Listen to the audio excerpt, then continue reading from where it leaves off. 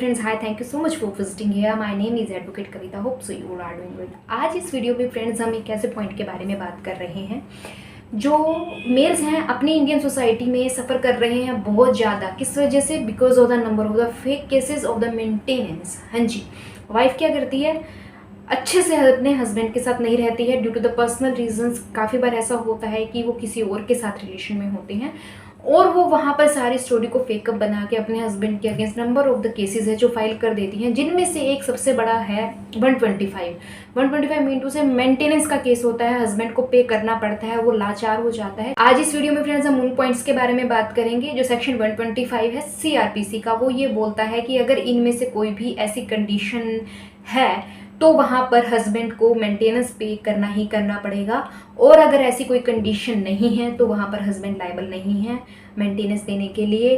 तो फ्रेंड्स, इस वीडियो को आप लास्ट तक देखते रहिएगा, और अगर आपको वीडियो अच्छी लगती है प्लीज़ मेरे चैनल को सब्सक्राइब कीजिएगा। और मैं इस वीडियो में ऐसे डिफेंस के बारे में बता रही हूँ, सो अगर आप इसको लास्ट तक देखते हैं और समझते हैं, क्या पता आप अपने 125 मेंटेनेंस के रिगार्डिंग जो सफ़र कर रहे हैं उससे अपने आप को डिफेंड कर पाएँ। तो फ्रेंड्स हम स्टार्ट करते हैं। जैसे कि मैंने आपको बताया भी 125 है जो मेंटेनेंस देना पड़ता है, उसमें हस्बैंड लायबल हो जाता है अगर वो वर्किंग है, और अगर वर्किंग नहीं भी है तो भी उसको काफ़ी बार ऐसा होता है कि मेंटेनेंस पे करना पड़ता है। चाहे काफ़ी ऐसी जजमेंट्स भी हैं जहाँ पर हस्बैंड को बोला गया है कि आपको हर हालत में मेंटेनेंस पे करना पड़ेगा। तो फ्रेंड्स इस तरह से अगर आपकी वाइफ वहाँ पर जो 125 बात करता है, आपके अडल्ट्री में नहीं है, मतलब है किसी और के साथ रिलेशन में नहीं है, तो वहाँ पर आपको मेंटेनेंस हर हालत में पे करना पड़ता है। लेकिन अगर आपको पता है आपकी वाइफ है वो अडल्ट्री में है, मिंटू से किसी और के साथ रिलेशन में है, ये बात आपको बहुत अच्छे से क्लियर है, लेकिन आप इस चीज़ को प्रूव करने में सक्षम नहीं हैं। आप क्या करते हैं, आपकी वाइफ ने आपके अगेंस्ट केस फाइल कर दिया मेंटेनेंस देने के लिए। अब आपको उसको हर महीने भुगतान करना पड़ता है कुछ पैसों का एज ए मेंटेनेंस। लेकिन आपको सच्चाई पता है कि आपकी वाइफ गलत है और वो किसी और के साथ रिलेशन में है, दैट मीन्स कि वो अडल्ट्री में है।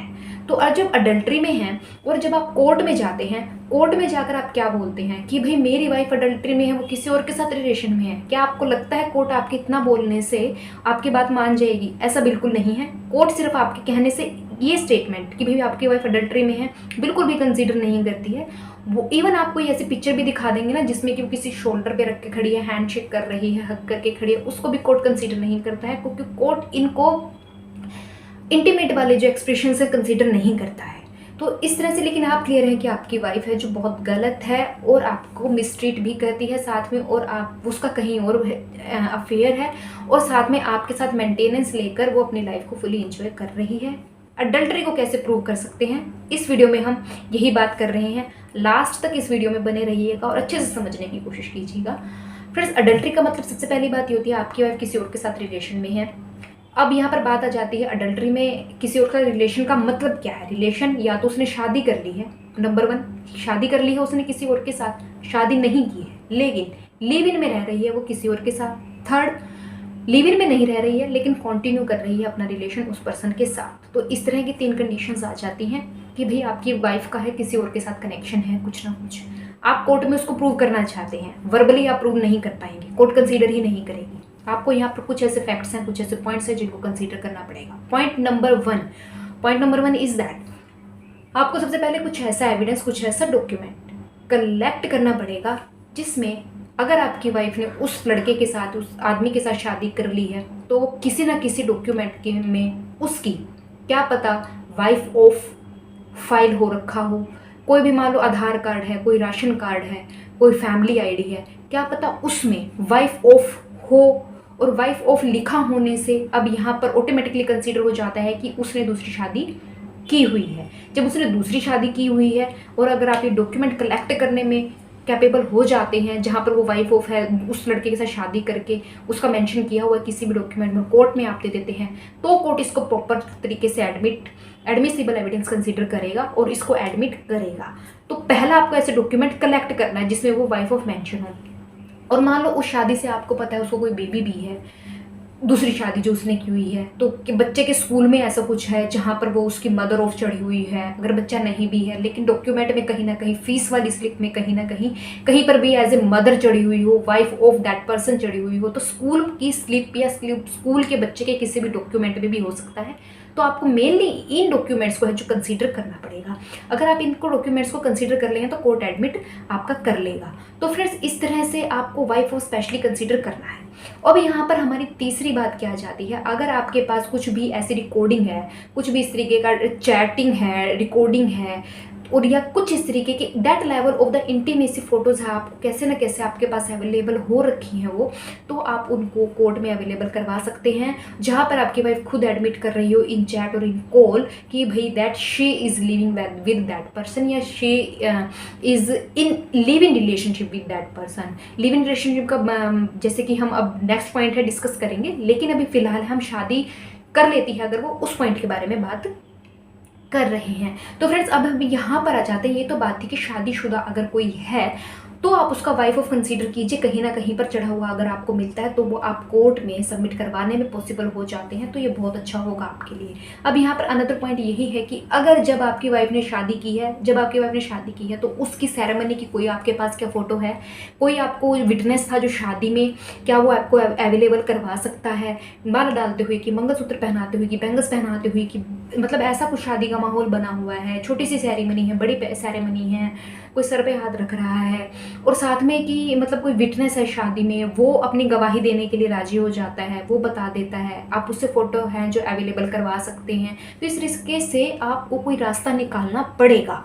अगर आप इन सब चीज़ों को लिख देते हैं on the evidence mean to say उनको एडमिट करवा देते हैं, आप सबमिट करवा देते हैं, तो ये चीज़ें कोर्ट डिनाई नहीं कर सकता, और ये प्रॉपर तरीके से एडमिसिबल एविडेंस है और आप इनको कोर्ट में प्रूव कर सकते हैं। तो आपको क्या ट्राई करना है, आपको सिर्फ स्टेटमेंट से नहीं, आपको ये प्रूफ जो है एविडेंस कलेक्ट करने की कोशिश करना है और कोर्ट में सबमिट करवा देना है। ये बात थी अगर आपकी पत्नी शादी कर चुकी है। अब हम दूसरे पॉइंट पर आ जाते हैं, अगर आपकी पत्नी ने शादी नहीं की है लेकिन वो लिव इन में रह रही है। लिव इन में रह रही है का मतलब है किसी और के साथ कंटिन्यू कर रही है, तो वहाँ पर ये बात आ जाती है, आप क्या कीजिए, सबसे पहले आपको एक स्टेप उठाना पड़ेगा। आप जाकर पुलिस में कंप्लेंट कर दीजिए कि that the lady is your wife, और वो मेरे को डाउट है कि मे बी वो वहाँ पर किसी और के साथ है और वो मेरी पत्नी को बहलाकर फुसलाकर लेकर चला गया है। तो इस तरह की जब पुलिस इन्वेस्टिगेशन करने के लिए जाएगी और जो इन्वेस्टिगेशन करेगी, तो वहाँ पर जो भी इन्वेस्टिगेशन में आपकी वाइफ है जो स्टेटमेंट देगी कि भाई that she is ready to go with you और नॉट, तो वहाँ पर उसकी स्टेटमेंट बाय पुलिस है जो रिकॉर्ड की जाए कि भाई आप लेने के लिए गए थे, विद पुलिस गए थे, लेकिन आपकी वाइफ है जो अपनी मर्जी से ही वहाँ रह रही है, वो फोर्सफुली वहाँ नहीं रह रही है या किसी ऐसे रीज़न से नहीं रह रही कि जो उसको फोर्स करता हो, वो अपनी मर्जी से वहाँ रह रही है। और अगर वो वहाँ अपनी मर्जी से रह रही है, लिव इन कंटिन्यू कर रही है, then she is not liable to claim maintenance under section 125 CRPC। तो एक तरीके से आपका वहाँ पर पुलिस के थ्रू सबूत, रिकॉर्ड, एविडेंस कलेक्ट हो जाएगा, आपकी वाइफ अपनी मर्जी से इस नाम के पर्सन के साथ इस एड्रेस पर अपनी इच्छा से रह रही है। तो फ्रेंड्स इस तरह से आपको अगर आपकी वाइफ ने शादी कर ली है और शादी नहीं की, लिव इन में रह रही है, मैंने आज इस वीडियो में इन 2 पॉइंट्स को कवर किया है। और कवर इसलिए किया है, आपको नॉलेज नहीं हुए हैं, हस्बैंड है उनको नॉलेज इतनी नहीं होती कि वो कैसे प्रूव करें, कौन सा एविडेंस कलेक्ट करें जिससे वो प्रूव कर पाए। वो कोर्ट में जाके सिर्फ बोलते रह जाते हैं कि हमारी सुनो, लेकिन कोर्ट वर्बली कंसीडर नहीं करती है, आपको प्रॉपर एविडेंस देने पड़ेंगे। और मैंने इस वीडियो में यही शेयर किया, आप अपना डिफेंस कैसे ले सकते हैं, खुद को 125 के जो फेक केसेस उनसे कैसे बचा सकते हैं, मेंटेनेंस कैसे बंद करवा सकते हैं, मेंटेनेंस को कैसे क्लेम होने से रोक सकते हैं अगेंस्ट यू। तो इस तरीके से एविडेंस कलेक्ट करने की कोशिश कीजिए। मैं आपको श्योर करती हूँ कि अगर आपके पास ये एविडेंस है तो आप अपने आप को 125 की जो फेक प्रोसीडिंग्स हैं उनसे बचा सकते हैं। Thank you so much. अगर आपको मेरी वीडियो पसंद आई हो प्लीज़ इसको शेयर ज़रूर कीजिएगा और किसी की हेल्प भी हो सके आपके फ्रेंड की, और इसको सब्सक्राइब कीजिएगा मेरे चैनल को और लाइक कीजिएगा। Thank you so much.